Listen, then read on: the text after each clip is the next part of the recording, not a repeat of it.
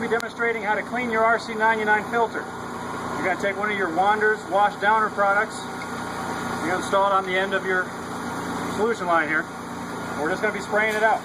It's a real simple procedure. It should only take you about 30 seconds. It's a very easy filter to clean, and if you do this at every job, you'll have the best CFM all day long. Let's go do it real quick.